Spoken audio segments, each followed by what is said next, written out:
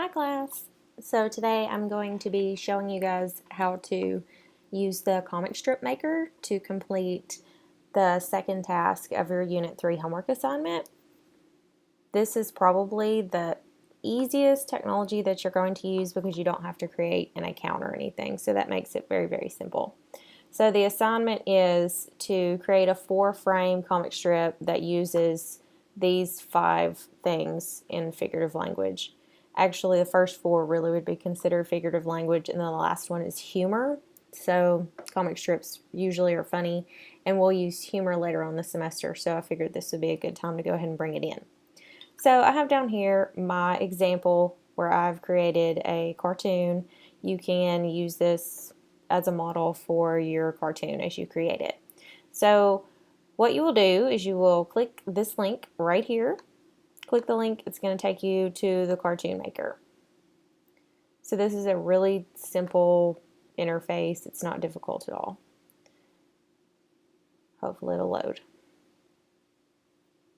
Okay, so you can either choose just the regular cartoon or the superhero cartoon. I chose superhero, so for my example, so we're going to go with superhero again. You have to have 4 frames. The next screen that it is going to take you to is going to allow you to choose how many frames. Once again, you have to have 4, so you're going to choose the 4-frame option. So it takes you to the cartoon maker, and this is where you can start designing your cartoon. General is going to be the scene, so I chose the moon scene, but there are several different ones. We have moon, city, school, so on and so forth. So you can go all the way down through that list. You may not be able to see how much further it goes down, but there are a lot of different options on all these little drop downs. So we're going to use school. In order for that to show up over here on this side, you have to click apply. So once you click apply, that will pop up on this side where it gives you a preview of what the cartoon looks like. The only bad thing about this program is that it doesn't allow you to, you can go back and work on a previous frame later after you've moved to another frame, but you'll basically have to start all the way over again because it'll erase all of your text and it'll erase your character. They have different stances, I guess you could say. So it's important to make sure that you move from one frame to another, which means that you need to have a really good plan in place before you actually start using this program. So I strongly recommend actually rough drafting your cartoon on notebook paper, maybe with just little stick figures or something like that. So at least you can have a good idea of what your dialogue is going to be between these two, because the dialogue or the thought bubbles, that is where all of your figurative language will be used. So if you don't have a plan already, you'll wind up having to go back and redo a lot of stuff, and I don't want you to have to do that. So to change characters, character A is the one on the left. So you can choose character A. He can be a superhero, a baddie, which is a bad guy, or just a citizen. And under each one of these, so let's make him a bad guy. There are a lot of different bad guys you can choose from, all the way down to 8. So we have, space-looking creatures, kind of evil green bat. And then for character B, you also have lots of different options. So let's make him a citizen, and we'll choose maybe citizen 6. So it's a little girl. And to turn the text bubble on, you just go on, and then you can actually type in the text box. You do want to make sure that when you look at it over here that everything you've written will show, because it will cut off. So you can see that first line, but it only gives you about 3 lines of text right there. So you always need to be really sure. If you want to go back to character A and give him a text bubble, also you can turn that text bubble on, add some text into his bubble, click apply. For the poses, so that's what I was telling you, the different stances you can give the characters. Right now we're on default. That's when they're just standing there. We have thoughtful, frightened, attack. So there are lots of different ones. You can play with them to decide which one works the best for your individual frame. You want to change up the different stances so they're not just standing there. That makes it to where it's a higher quality cartoon, and you'll receive a better grade if the cartoon really sings. So you want to make sure to play with these poses on both characters.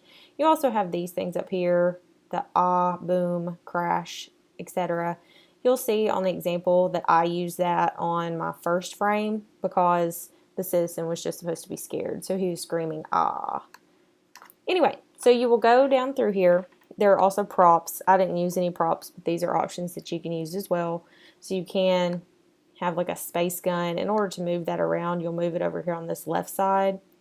So maybe you want to have the little alien guy holding a space gun. So you'll click apply. That will save that frame. And then you'll move to the next frame. You go back to general, choose the same background. So choose school, click apply.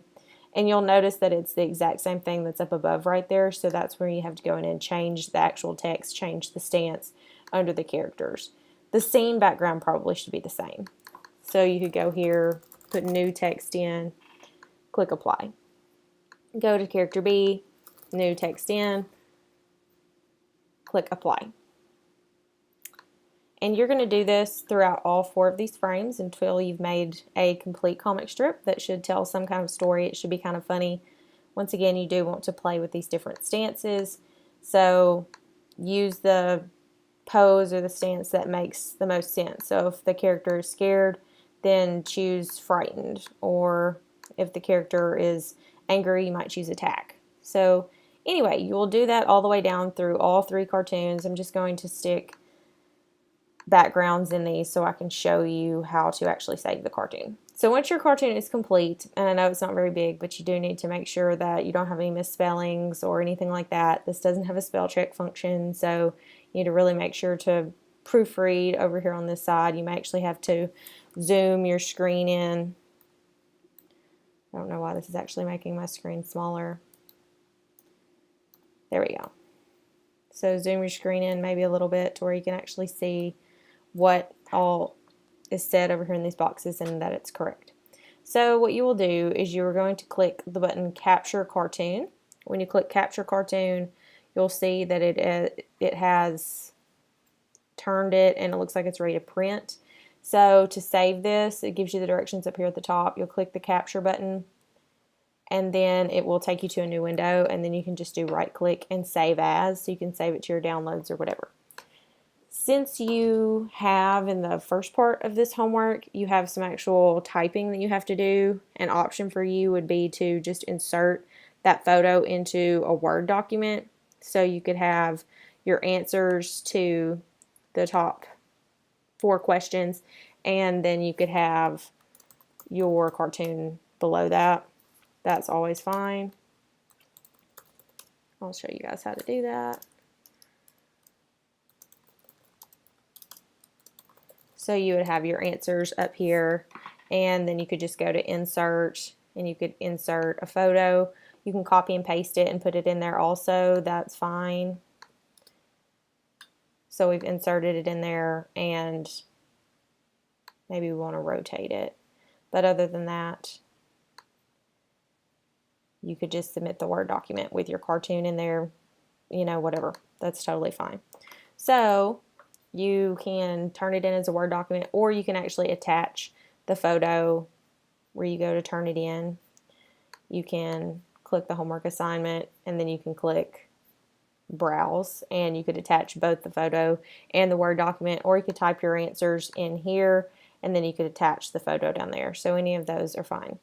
So hopefully this makes it pretty simple for you guys to create a cartoon. It's a very simple program. This is probably the easiest technology that we've used so far. So I look forward to cracking up at your cartoons. Hopefully they're very funny.